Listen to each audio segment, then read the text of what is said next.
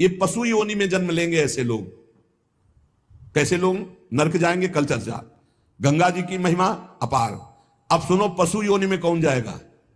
जब जीव यहां कोई पापाचरण करता है तो भूतेश्वर भगवान मथुरा में है, उनका शासन होता है। ब्रज 84 कोष के जीवों को जो प्रेत योनि को प्राप्त होते हैं उनको, और जब मुक्त होने का अवसर आता है तो ऐसे छूट दे देते हैं। ऐसे नहीं है कि वो तुमसे, यहां ऐसा नहीं कि नहीं है, कई प्रसंग पाए गए हैं अभी तो देखिए।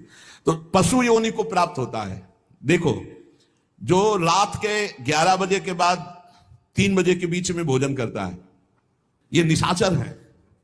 निशा माने रात, चर माने विचरने वाली।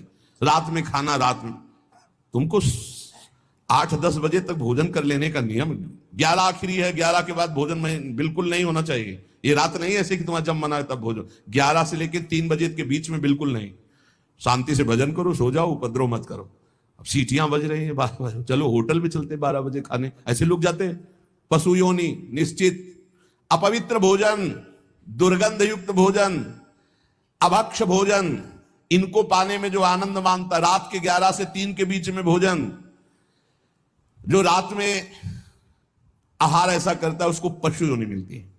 जो दूसरों का धन चोरी करता है, जो विद्वान बन करके दूसरों की वंचना करके धन को लूटता है, जो अपने कर्तव्य कार्यों से अनभिज्ञ होकर मनमानी आचरण करता है, जो समयोचित सदाचार का ज्ञान नहीं रखता, वो मूर्ख पशु योनियों को प्राप्त होता है।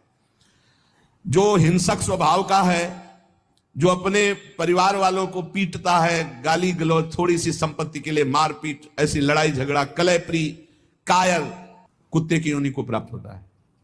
लिखा हुआ है वो कुत्ते की योनि को प्राप्त होता है। जो थोड़े से हिस्सा के लिए भाई बंधुओं को मारपीट, कलह, लड़ाई झगड़ा, इस तरह का व्यवहार, हिंसक स्वभाव, क्रूर स्वभाव, इनको कुत्ते की योनि प्राप्त होती है। जो चंचल स्वभाव, देखो कुछ ना कुछ करते जा, बैठे तो पैर हिला रहे, वो मतलब शांत नहीं रह सकते, उनके शरीर में वाइब्रेट होता रहता है। वाइब्रेट जैसे मोबाइल नहीं झंझनाता रहे, वो झंझनाते रहे। सुन लो भाई क्या बनोगे। और जो दूसरे के भोजन के लिए लालायित रहता है, कहां से निमंत्रण आ जाए, कैसे हो जाए, क्या व्यवस्था बन जाए, सुनो। और जब चलता है ना तो बेढंगे ढंग से चलता है, बेढंगे ढंग। और दूसरों की वस्तु देकर लुभायमान होकर छीनने का स्वभाव करता है, उसका अगला जन्म बंदर का मिलेगा, पशु योनि में बंदर बनेगा। जो वाणी से सदैव कटु बोलता है, कुटुंबियों से द्वेष करता है, लोगों की चुगली खाता है, उसे अगला जन्म सर्प योनि का मिलेगा। कुटुंबियों से द्वेष करता है, दूसरे की चुगली खाता है, उद्वेगजनक वचन, उद्वेग माने भारी क्लेश पहुंचाने वचन, दूसरे की निंदा करना, चुगली करना, तो विषधारी सर्प बनता है।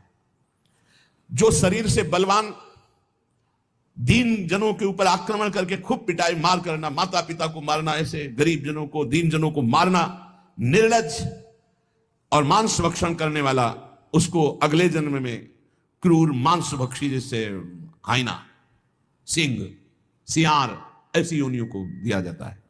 क्रूर हिंसक पशु सिंह जैसे है, जैसे लकड़बग्घा है ना, लकड़बग्घा है, भेड़िया है, ऐसे जो मांस भक्षण करने वाले हैं, जिनकी आवाज दूसरों को सदैव दुख ही देती है। बोलने का मतलब है दुख ही देना। जो दूसरे को, अब जैसे जा रहे हैं, जंजीर खींचा, वैसे ऐसे वो गिर गए, उनके अंग भंग हो रहे, वो समझ रहे 30-40 हजार की सोने की चैन खींच ली तो हम ब्रह्मा बन जाएंगे। देखो उनको क्या बनना पड़ेगा।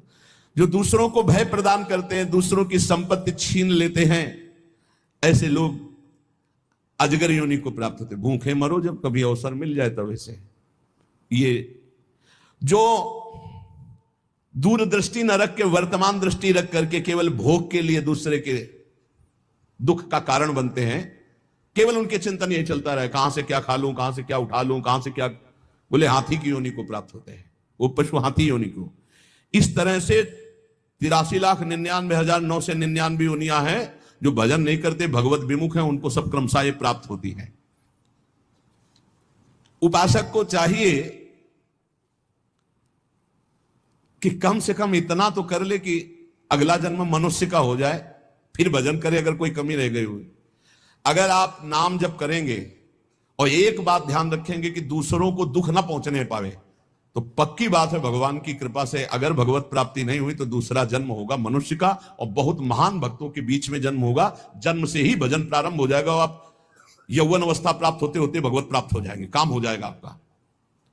भजन एक ऐसी वस्तु है जो आपको बचा सकती है। अब इसमें कह रहे हैं कि जैसे आप भजन मार्ग में लगे हुए हो और आपको कोई गाली दे रहा है, आपने पलट के गाली दे दी तो आपका भजन क्षीण हो जाएगा। इसलिए भजन को बचाने के लिए कह रहे अकार पण्य मपारुष्यम संतोषा सरदधानता, ये ब्रह्म ऋषियों की बातें हैं, बहुत काम की बातें हैं। अनुसूया गुरो पूजा दया भूतेश्व पैशुनम सद्वीरेश दमः प्रोक्तो ऋषि शांत बुद्धि भी। अकार पण्य माने उदारता। भजन किससे बचेगा? उदार बुद्धि। स्वभाव कह रहे हैं कोमल, कोमल स्वभाव से भजन बचेगा। संतोष वृत्ति से भजन बचेगा। गुरु इष्ट पर श्रद्धा वृत्ति से भजन बचेगा। दोष दृष्टि किसी पर ना हो, इसका अभाव हो तो भजन बचेगा। गुरु शुश्रूषा सेवा से भजन बढ़ेगा। प्राणियों पर दया तो भजन बढ़ेगा।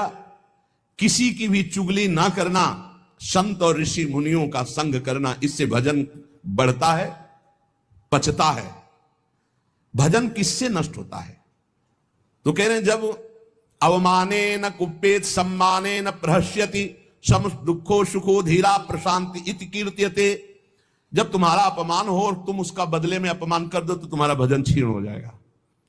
और यदि अवमाने न कुप्येत, अगर तुम्हारा अपमान हो रहा, तुमने क्रोध नहीं किया, तुम्हारा सम्मान हुआ, तुमने सम्मान स्वीकार नहीं किया, बचना भाई, इससे बचना, ये अगला जन्म नहीं होने देंगे।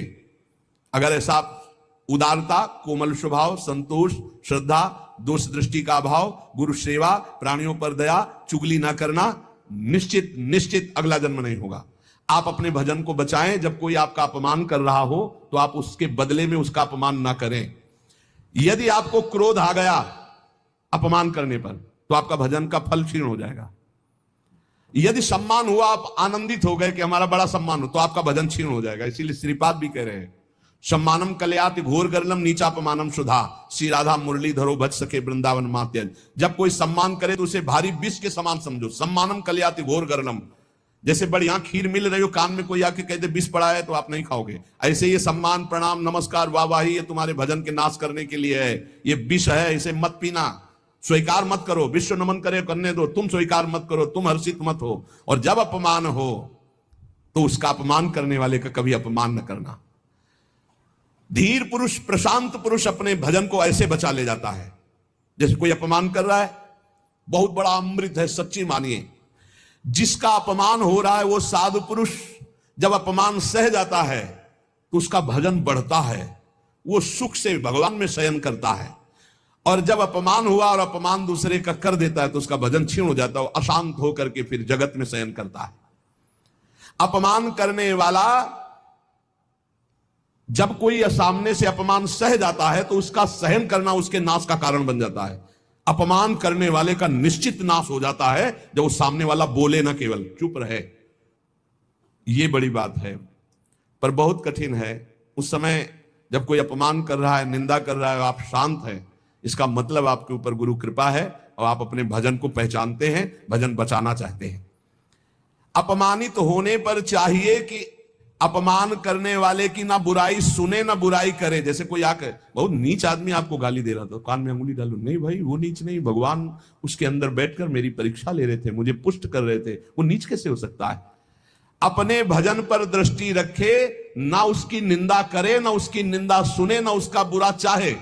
यद्यपि इसमें लिखा हुआ है कि जो अपमान करने वाला है उसका सर्वनाश हो जाता है। ऐसे महापुरुष का अपमान जब करे कि वो बोले ना केवल, तो वो अपमानित करने वाला पुरुष स्वयं नाश को प्राप्त हो जाए। जय श्री राधे राधे। लाडली जू के चरणों में जय श्री राधे राधे।